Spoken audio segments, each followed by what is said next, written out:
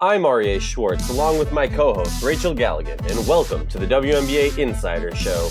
Each week, we cover different topics important to the W, using X's and O's along with key stats to bring honest and critical analysis. Rachel, this is an exciting episode. Might not be as exciting as our next episode, the GOAT debate, but this one, and I'm going to kind of let you take lead early on, is we're going to be talking about two sides of the coin. On the one side of the coin, you got the Phoenix Mercury, who will be the second team we cover, but they're on an 8-game win streak, which is just ridiculous this early in the season.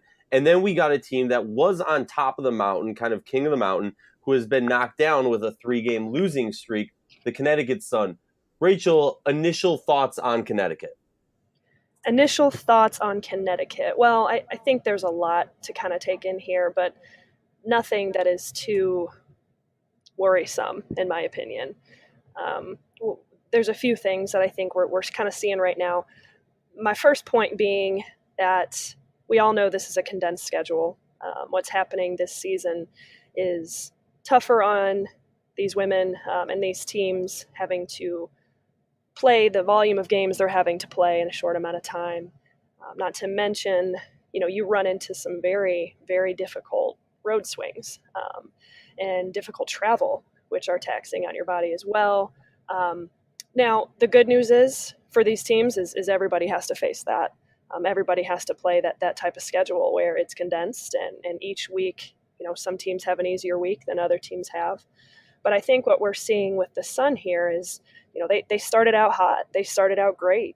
There's no doubt in anyone's mind that they're extremely talented. They're very well coached. I've made the comment before, they're not a one or a two-headed monster. I mean, they're a complete unit with 5 or 6 monsters, if you could argue. I think that through the course of a season, each team is going to have peaks and valleys, multiple of those. And that's what we're kind of running into right now with the Sun, is we're seeing a little bit of a valley, a road bump, if you will, where maybe kind of that momentum had stopped. They rode that wave as long as they could, and they did a lot of great things, beat a lot of great teams. But now you're running into some injuries, Shanae, and also Alyssa with her shoulder, Alyssa Thomas, and so the injuries combined with it started out with the Mystics. And that was a tough game. Obviously that was at home, but they had to play the Mystics again, which we knew was going to be a polar opposite, matchup than what it was the first time. I mean, the Sun routed the Mystics the first time, but now, they had a healthy Washington team coming in there. Elena Delle Donne was clicking on all cylinders. Had an incredible lead, and they almost blew it. The Sun were able to almost come back and get that victory. But so that kind of, was probably a very difficult loss to swallow, especially at home. And then you follow that up with, in my opinion, just an extremely difficult road swing. You have to go all the way, to the West Coast. You're playing back to back against two extremely talented teams in the Storm and in the Mercury. So you combine the travel, you combine the condensed schedule, you combine the injuries, and that's why we're seeing them kind of on this little 3-game lull right now. Yeah, I mean, even to take it further, they have dropped 4 out of the last 6 games, so that is concerning. Something that sticks out to me, even real quickly, beyond what you were saying, yeah, it's a back-to-back, but even they play Mystics, then they have a travel day, and for those people who don't know, it's not as easy when you're traveling from Connecticut to get to these other places. Often they have much longer and much more complicated travel schedules because of the proximity of airports and stuff like that.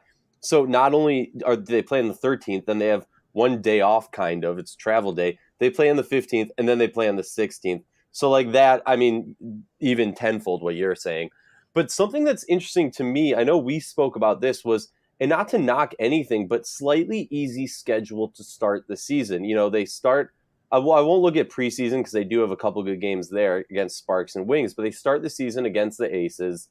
I think everyone considers that a must win, an easy win, if you will, for them. But then they move on to LA and a 102-94. And again, that's before Candace Parker returns. And then they got, the Fever, the Sky before they take on the Mystics, and they routed the Mystics.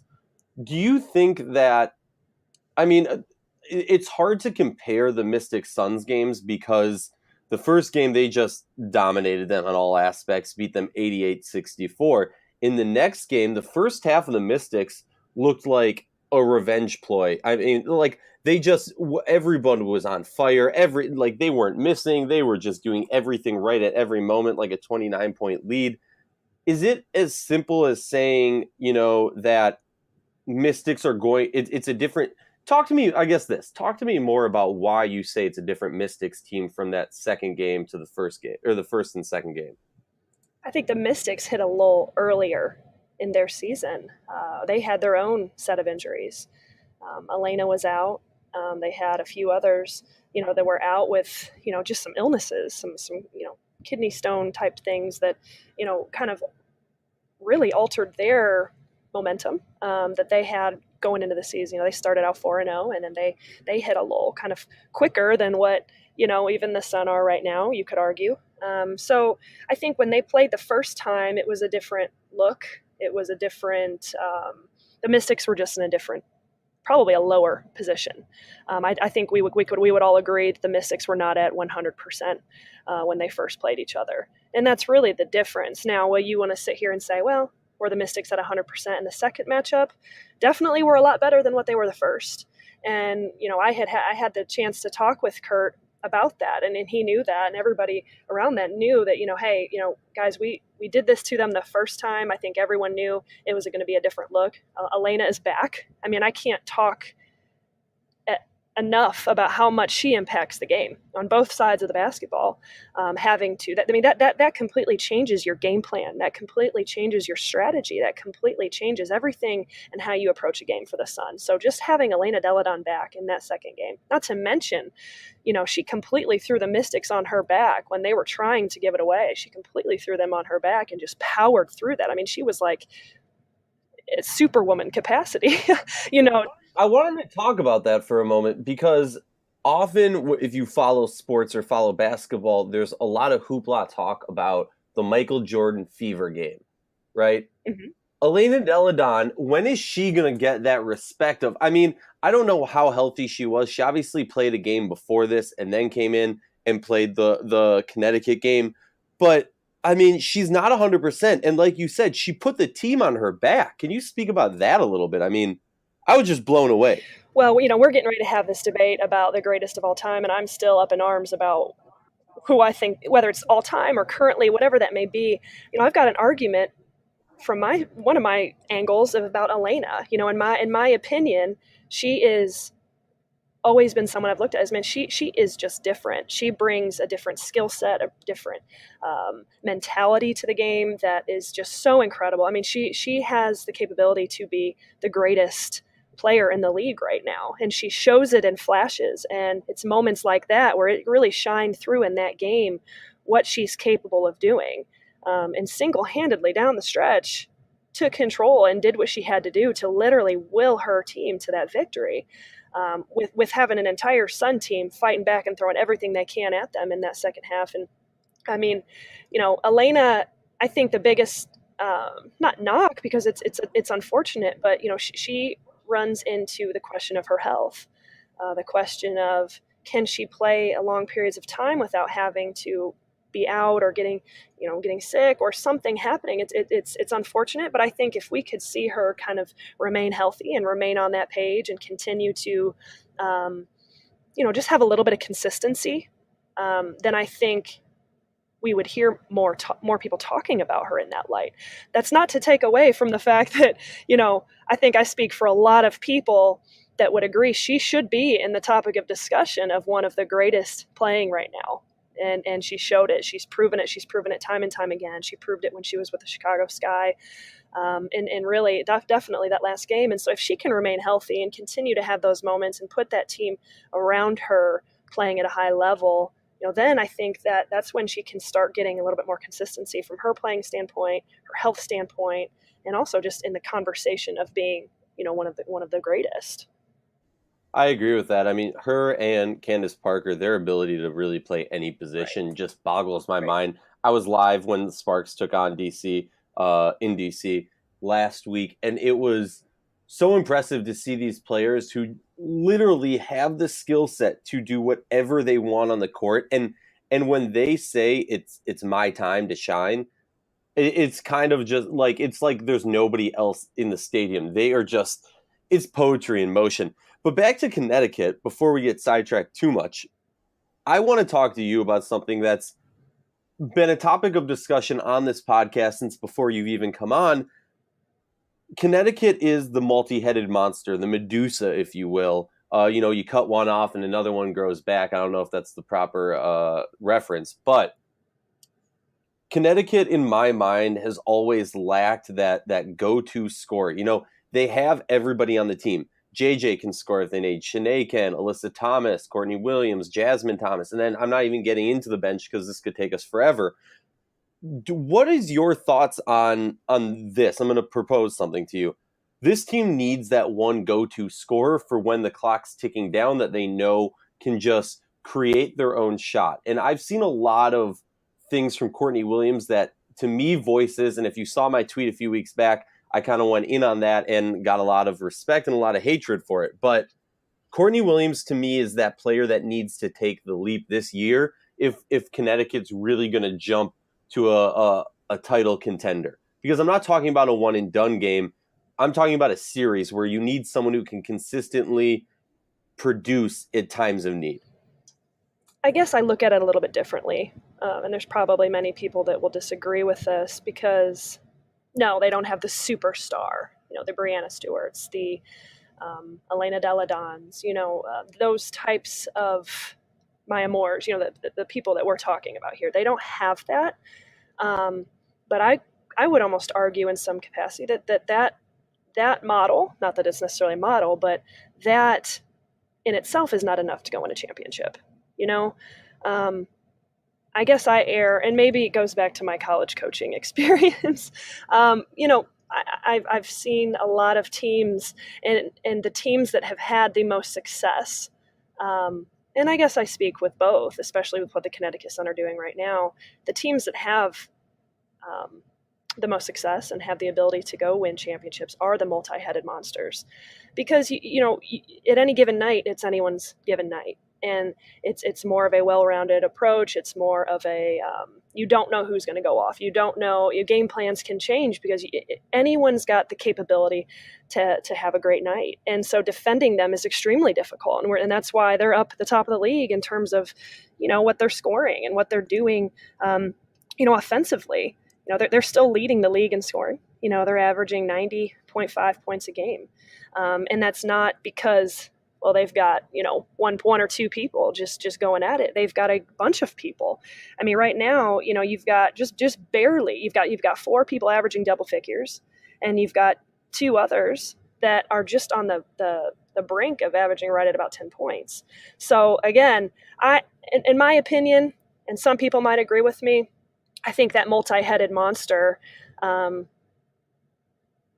understanding that all of those monsters bring something completely unique and different to the table and are great players. And then we throw in the Kurt Miller aspect of it, is he is one of the greatest coaches in women's basketball, and I will continue to stand by that. So they're well coached, and they've got this multi-dimensional approach. And so I feel like that approach, they do have the tools to win a title. They don't necessarily need that go-to player, or not even necessarily a go-to player, but that big name, that big superstar player that some of these other teams have, because they make up for it in so many other ways. So they have the tools to go win a title. There is no doubt in my mind. I don't think they're lacking hardly anything from that standpoint, and I don't think that's the difference at all when it comes to whether they can win a championship or not. I part of me agrees with you. I mean, for example, the Shakina Strickland shot.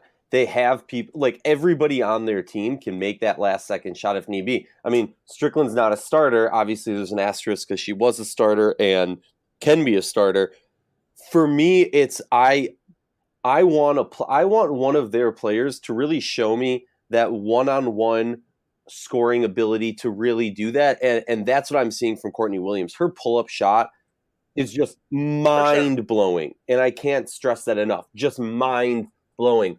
Her ability to do things. I did think, going back to that Washington game, first of all, I also want to add this in real quick.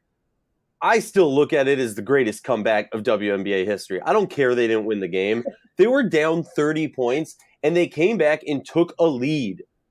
Okay?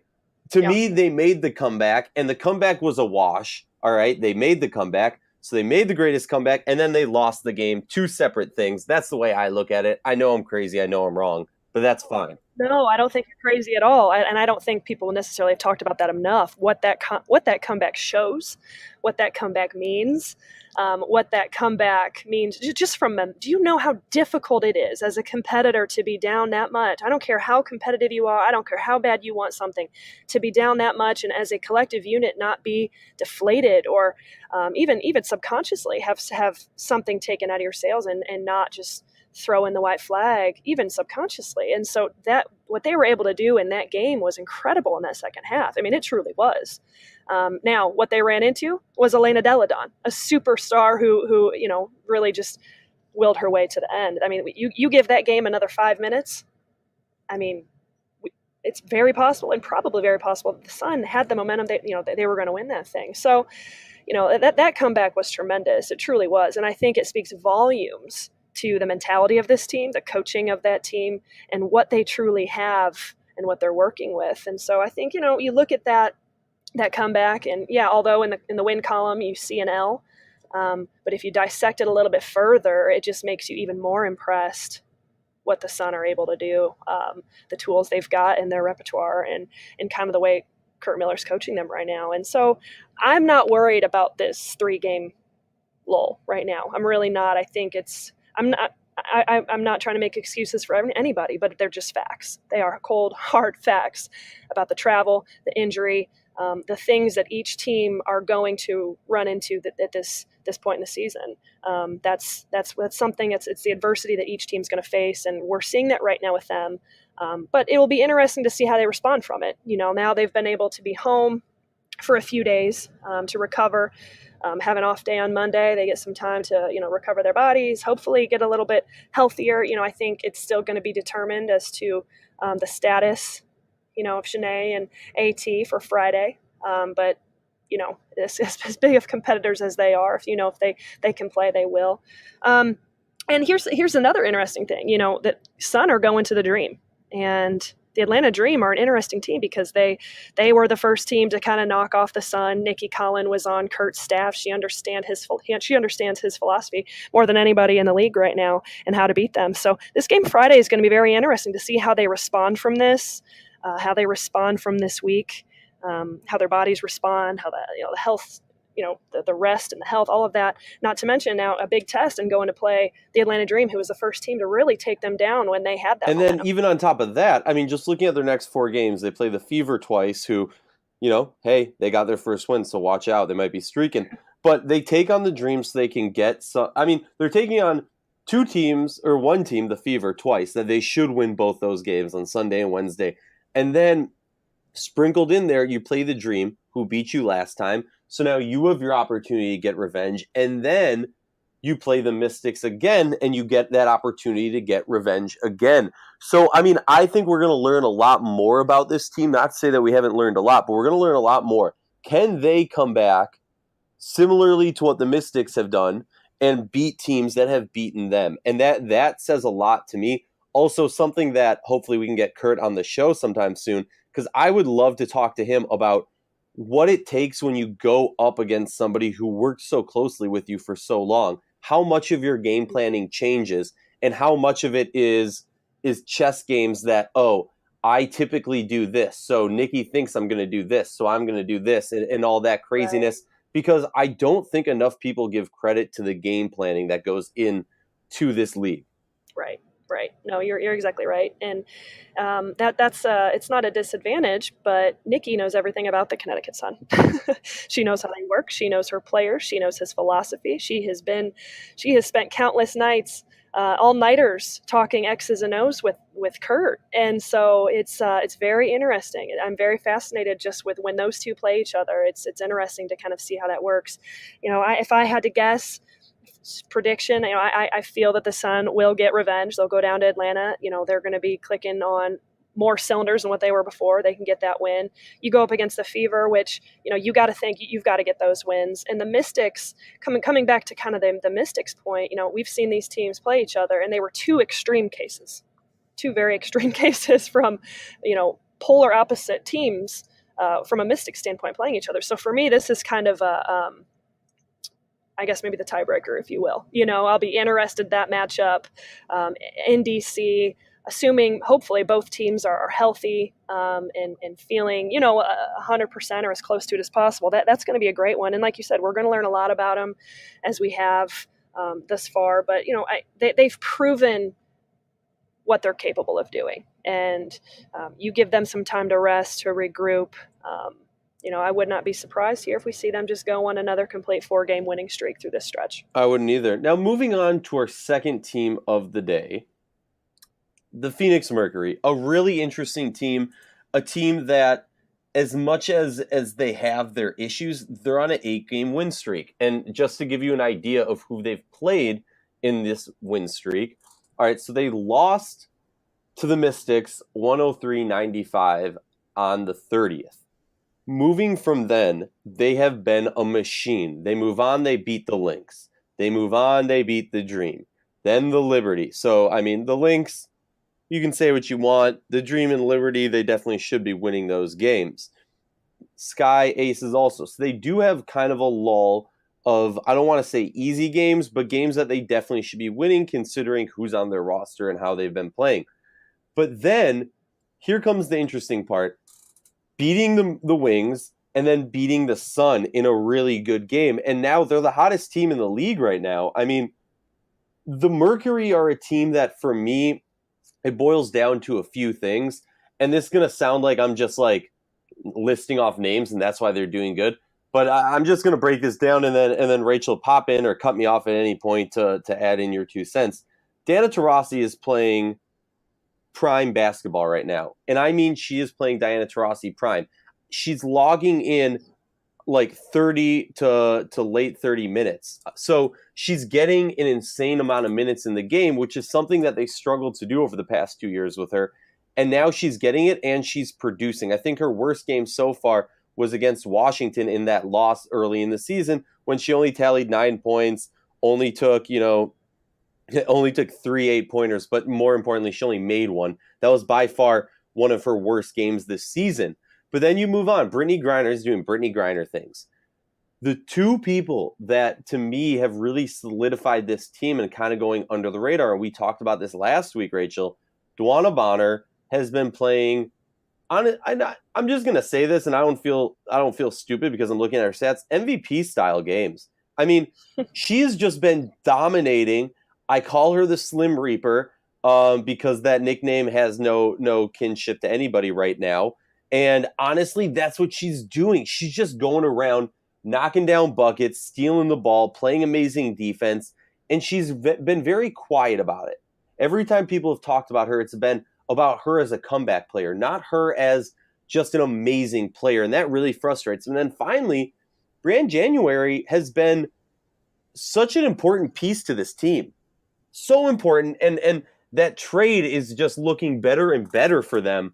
I still think that Indy won that trade, but if Mercury continue on this streak, I don't know how I'm going to continue taking that side of the argument. What have you noticed from the Mercury, just as a generalized theme, why they're doing so good?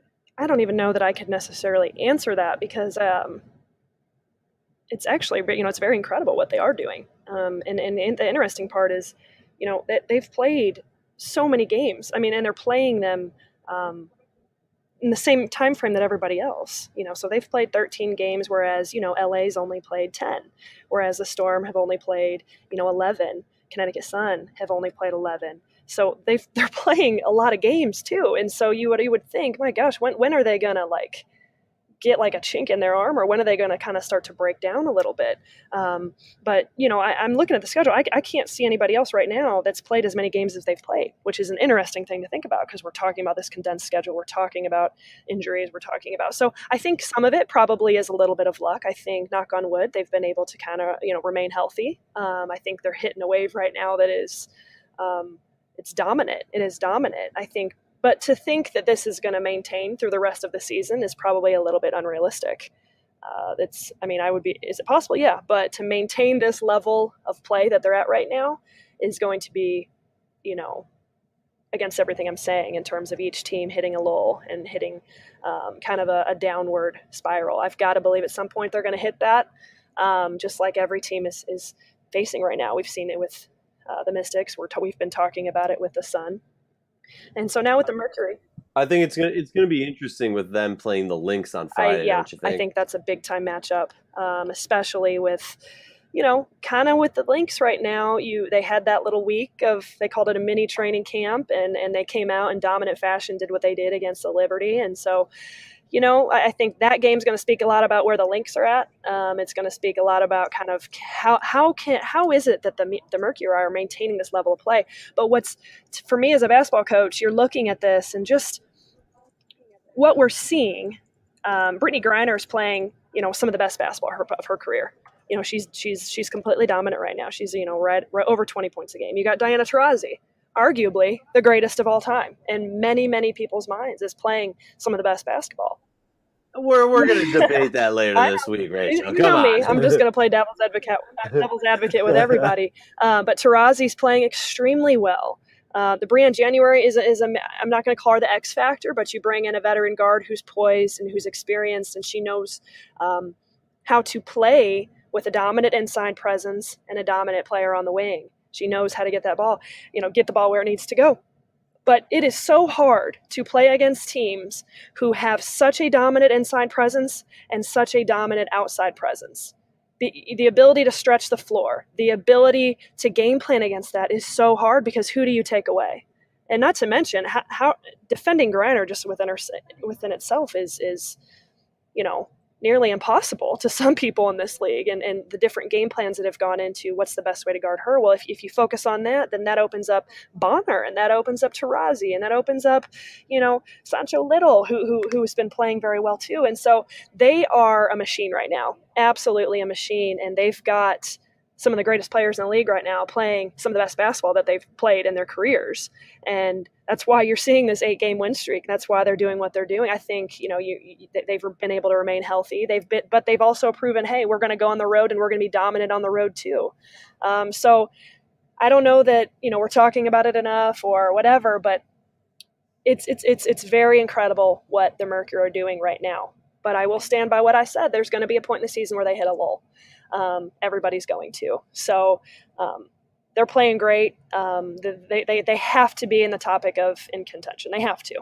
They have two players who are averaging 20 points a game, and then Duana Bonner, who's averaging 15.6 points a game. I mean, it's crazy. How do you stop that? And right when they're clicking, and that's why I think there's certain teams that match up against them really well, and that are, that's Connecticut, that's Minnesota. I think Dallas also really matches up against them really well, and LA really matches up against them really well. And my biggest knock ever against Brittany Griner, and it has been for many times, is how she competes against these top players in her position. Typically, and I tweeted this out, got some flack, got some negative feedback from people who wanted to go back to Chicago days. I was saying how when the Mercury beat the Lynx in their most recent game that they played, the one game they played this season, just looking at the stats, it was pretty wild to see Brittany Griner beat Sylvia Fowles in that game. I think they got around the same amount of points. Griner had 21, Sylvia only had 16, but Sylvia obviously had more rebounds, 11 versus 9. They each had like 2 or 3 assists. That was the first time for me, and that was a wake-up call where I saw, okay, Brittany Griner can compete against Sylvia Fowles. And my biggest knock, like I've said, has always been her ability to compete against top-tier players. So when she's going up against the Candace Parkers, the NECAs, depending on how they decide to split up coverage on that, when she's going against the Glory Johnson, the Liz Cambages, or all these others, that's where I really start to get going and thinking about it. And that's why Seattle's a team that I think would have some trouble taking on Griner and trouble taking on this Mercury team. For me, I'm really judging where the Mercury are at when they go against these if you want to say historically top teams, and how they respond to that. But having Bonner as, your right-hand woman, as your right-hand big, is, how do you defend that? Like, what do you do, Rachel, when you have somebody who's so big like Brittany Griner, and then you find, like, so often you have to double team her, and who are you going to leave open? Well, and that's the question in probably every coach's mind when they play them. It's pick your poison, and it's pick your poison. And someone else is going to have to beat you, but you have to decide who are you going to try and eliminate, and who are you going to try to get in the ball in their hands more. It becomes a very strategical game plan of percentages and shot selections and things like that at that point. So I wish if I had that answer, I'm telling you, I'd have about 10 rings on my finger right now. But it does. I'm with you. You're right. It's an incredible question because, and I said it before, she's that X factor. DeWanna Bonner is the reason they're doing what they're doing right now. They didn't have that last year. Now they do. That's not to take anything away from January. She's been a great piece to this puzzle, which has brought a ton of composure to the table from a leadership standpoint, facilitator standpoint. But Bonner is the X factor. But I think what's interesting, looking at their minutes per game, I mean, just look at this for a second. Brittany Griner's playing 33 and a half minutes a game. DeWanna Bonner's playing 32 minutes a game. Taurasi's playing just over 31 minutes a game. So they are playing a lot of minutes. You could go through the league, anybody listening, go through and just look at some of the different minutes that some of these teams are playing their teams and their rosters with. They're playing a ton of minutes, and they've played a ton of games. And so it's a huge credit to them as to, okay, the level they're playing at right now, the shape that their bodies are in, the way they've been able to maintain that to this stretch. But it does pose that question again. I've said it, are they gonna run out of gas at some point? Well, it's interesting. I've heard Sandy Brondello, head coach of the Phoenix Mercury, talk a lot about this, and Diana Taurasi talk a lot about this, how she's in the best shape of her life, she's playing amazing, blah, blah, blah, this, and that. But you have to think, I mean, look, I'm just looking at it. She's averaging, like you said, minutes per game for Diana Taurasi, 31.2. The last time she averaged that many was in 2013. The year before that, I mean, she only played 8 games, but she was averaging 20 minutes. We're talking about the types of minutes that she was logging in the first half of her career. And how's that going to last as the season goes on? And they are relying on her very heavily. And the thing that's interesting is, I mean, looking at the roster, I very, very much so have faith in Yvonne Turner, Talbot, Leilani Mitchell, Camille Little, Marie Gulich. I have faith in them, but they're really not getting that many minutes. Now, something else I want your take on is playing Diana at the 2 versus the 1. We know that the last time that they had the trio, if you will, of Griner, Bonner, and Taurasi together, they were playing Taurasi at the 1 because they didn't have a capable point guard.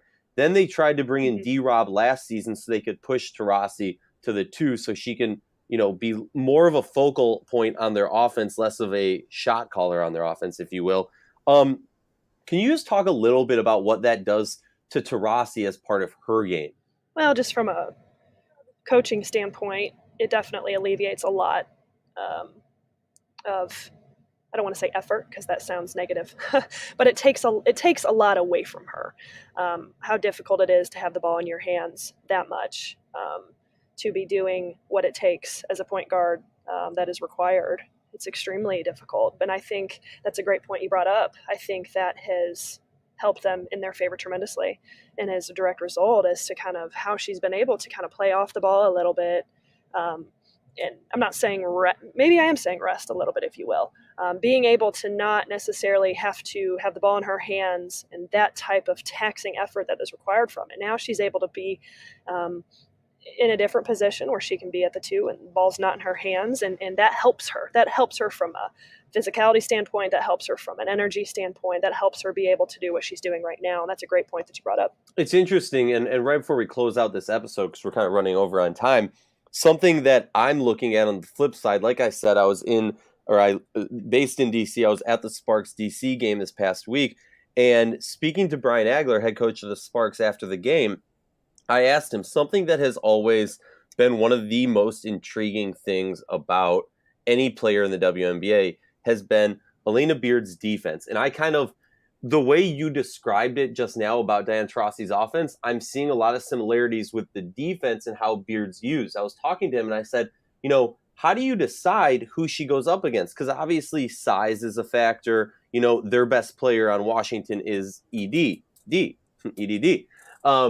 But you can't just put her on that because that just doesn't make sense, especially if you're talking about who the Sparks have on their roster. And, I asked him why he put Beard on Cloud, and his response was, well, Cloud, is the point guard. So she's a lot of the motion. His thought process said that he's told me had a lot to do with the motion in it and trying to not overexhaust Beard by chasing after the person who's running from the pick and using that and different thought processes on that. And I'm hearing a lot of similarities as far as how you're using Diana Taurasi so that you don't, overextend her minutes or overexhaust her in those minutes she's playing.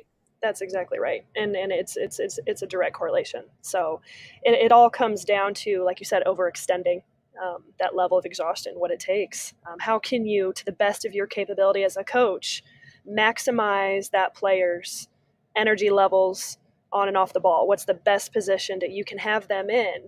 Defensively, offensively, in this case, we're talking about Beard. We're talking about, whether she's guarding the point or she's guarding someone else. With Taurasi, it's about maximizing her ability to be out there on the floor as long as possible and continue to play at this high level. If she was running primarily the one right now, she would not be able to do what she's doing right now. And that's just a fact at this level. Facts from Rachel Galligan. Facts. All right, folks. Thank you so much for joining us. I'm Aria Schwartz. Rachel Galligan, my amazing co-host. This has been the WNBA Insider Show, each week covering different topics important to the W, X's and O's along with key stats, and we are not afraid to tell you what we think.